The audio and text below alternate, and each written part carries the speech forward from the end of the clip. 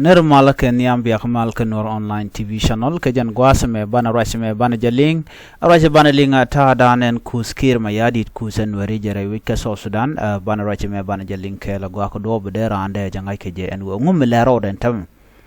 kanidin konti yeze tamare wike so Sudan shikken le la jang kan Nuere duno kan Nuere karodian dio jame ken ngach ni won ke bi ngach ban gwasme ko jandan lat ke kir mayardit ano gore jan wo biya tin kon lat ko rin biya kan ngach anu nei tin liu long an tama ka jan gwas me ke tin na karodian kan wore ano ka ramadan len mishir kan mo nga kum kir mayardit ban rashi me ban jeling gwa ko do da andere jeling ja mi jiram jidit kanwar online TV channel na ka jan wo jender subscribe ka de notification bell de jetwany ko de certain content balat ka gwasa me de kan chamala shubkaji gwasa dana pay ga berech ban leer me ban jeling ka ta danen cheben kaja shuje pere jeno jin bisharu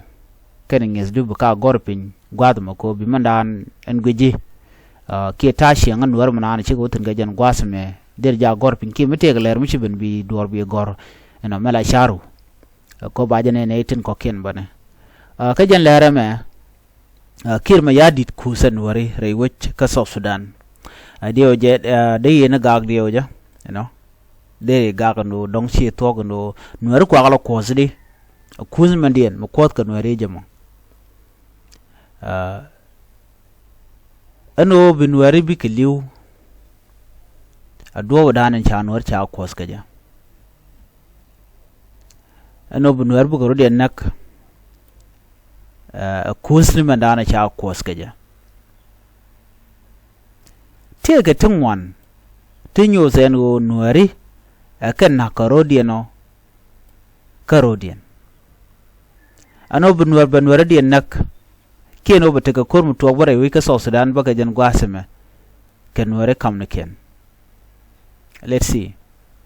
take a position to did along to cap ken Nuer wika South Sudan position to did sha jek anete kokien today can ga use a load kan jang na mal ko der tin wano de mal der to kam Nuer kan jang ka de mal der to kam jane kan Nuer ka panken bagane de content nial tila kwar Nuer de ka te mal bakam ne ken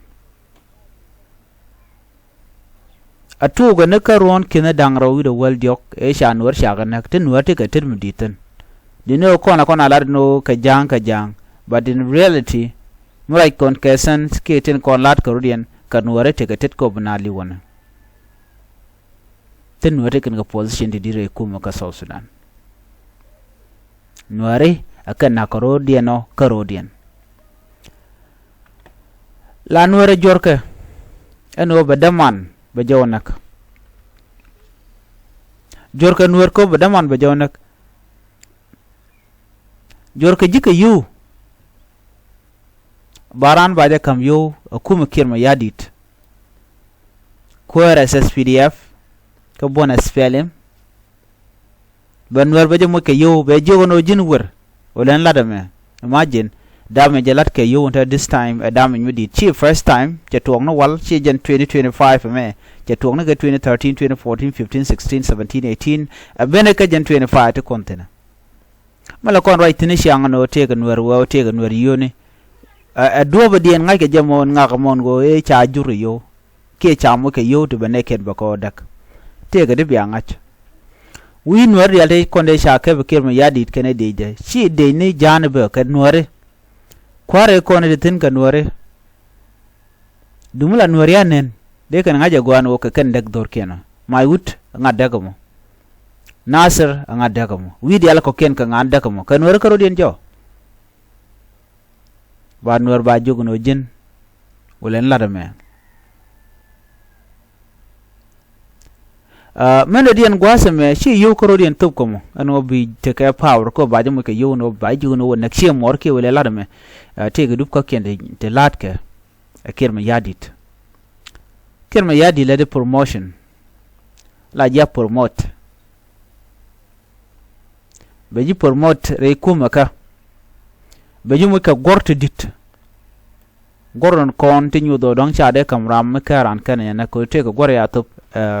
te ko gor top ke ne mi che ran che de mor che nak ke che mor che nak bi che mor be kon betrayed mi che betray ya bay mo ko bay mo ko gor benal kon liutet ke do ba nga je no che peg mi di che bat kan wore to ga ented ni right kone rein wore ne di chobodi chi kule liwo cha peg den cha longa kwen jo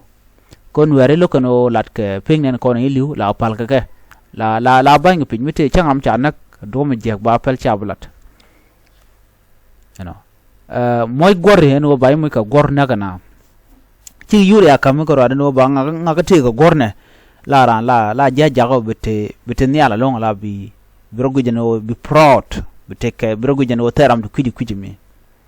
gor re jon yeno ti go god gor ngwan god die ke jin major general ke jin general this kented kono na kan warita to nuääri kan ngaje gwano na kan rodien karodian tel ramakam go gorba kirma yadit ke kum South Sudan cha be mon moy ko gorbang atel mi jeng mi chilat kan war che dem to kam ju gor ko jin che dor shelat mangai ken o atanye bol ka jojan go shelat mi ken dor kan lat kan war ken nur ken nakye kan war kan ga joj cha ju moy ka dor chi gor she je I believe ngad yana ko nen yin ko na to on tama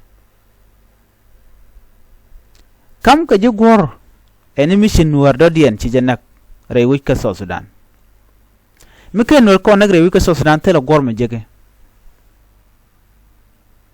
goron kon nene la duburitin kona kam ka jinni ngada je gwano shaka to blorba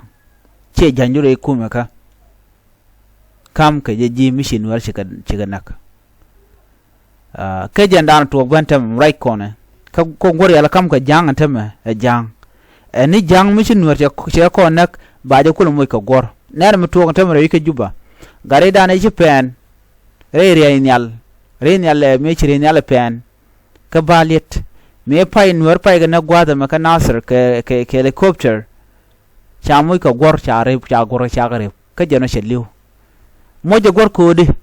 ci bref bada wuce nuer ci ka nak ci score mi di chalat ci nuer ya nak anyok cha kur la general me pay na gwaza me ejejen bore wi ka nasir cha je moy ka gor ko badak cha moy ka gor ko jen chaliu ko ram ci liu ngudel moy gor ka jama ngu cha la da tel dor ci mi ci liu ci to de le money de promote but kwa ji promote mission wari shi kanak that's the only way and more promotion will follow gorton wa ta ba kam ne ko nakan ware mi ci wo jene wi ka unity state cho bi ka greater panal cho wi ka jongle gota continue ta kitin bi ngaje no te ka gorta top kan tama ko kan ci yeyin wari kan gabat I believe you know it tana ngeje ko skondial linkon gwi kon ngai kon lat ka rodian so nuer ji cha jur ko bu damor bi nek ye cha ja ko bi adam man kun ba bi aga nak ko ba ko mu ka gor gwane te long na merun la wi atuga gor to ke tele ka lot mi ci tam lu shaban la kana te lot men gwa o de na tek de nangwa ci tek du shi de nangalo diere ko triga diere antam right now de mi jeng lat kan war ci mu to on tama barun bangwang be berecing abi jere ga belo recing cause kare shi no konte kon war chikan bute ga tam ko runtin be ba galat gan war konte tin man jin ba be gorno bu dor be lat ke jino chin war ci ganak do you think no ba je parwe ci katin je kon ci lat another thing remember this power mi che tok